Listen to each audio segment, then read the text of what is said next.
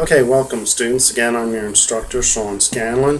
What I wanted to do for you guys today is go over basic tool identification so that when somebody asks you where a tool is or hand me one of those, you'll have an idea what it is.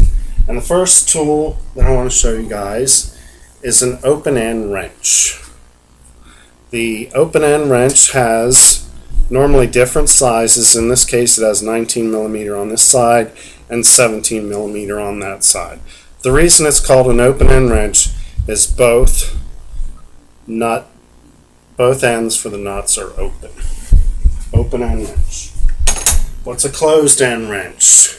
Closed-end wrench has one end that's closed and one end that's open.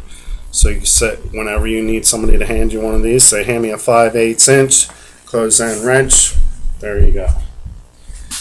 The other type of wrench that I hear people refer to all the time is a socket wrench, and basically, or a ratchet wrench. What I hear a lot of people do is refer to the wrong part of a socket set. So the actual wrench is the ratchet wrench, and you put the socket on here, and then you're able to take and loosen and tighten nuts and bolts.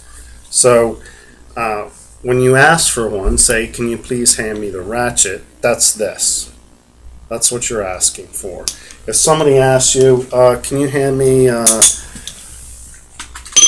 1-inch socket, that's this part of the socket set. You see it has a square to go on to the ratchet.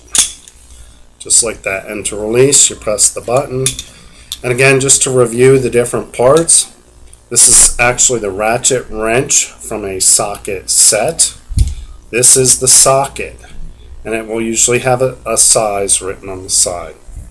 So in this case, you can say, hey, could you hand me a 22 millimeter socket, and you'll get this.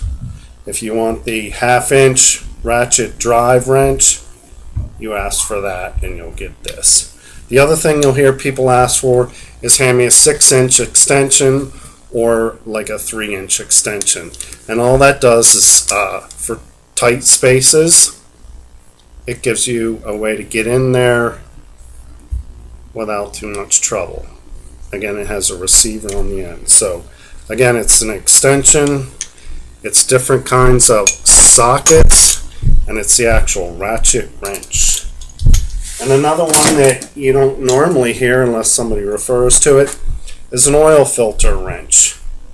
So for the home do-it-yourselfer or the farm maintenance guy, you'll see different sizes of these, and basically it grips an oil filter to help you loosen and remove from your equipment. Another common wrench that you might use or might get asked by somebody to hand to you is a torque wrench. And basically it's a wrench that allows you to judge how tight you get a bolt or a nut. And it will have some number. It could have an arrow. In this one, this is a Sears Craftsman Digitorque, so it's digital numbers right there that will tell you. It'll click once you get to your whatever you've set it at, as far as I think this one is 25 up to 200 foot-pounds or inch-pounds, and it has both on this. So again, that's a torque wrench. It usually has an adjustment or an arrow indicator on the end of it. Torque wrench.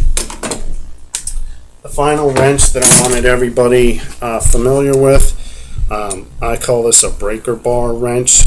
It's very similar to the ratchet wrench, but it has a fixed head. And this is basically, it provides you additional leverage through a longer handle or a longer wrench. And this is again the ratchet wrench.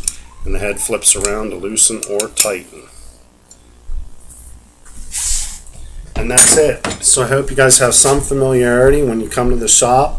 You'll at least have an idea when I ask you for an oil filter wrench, a torque wrench, a ratchet wrench, an open-end wrench, or a closed-end wrench. We'll see you guys tomorrow.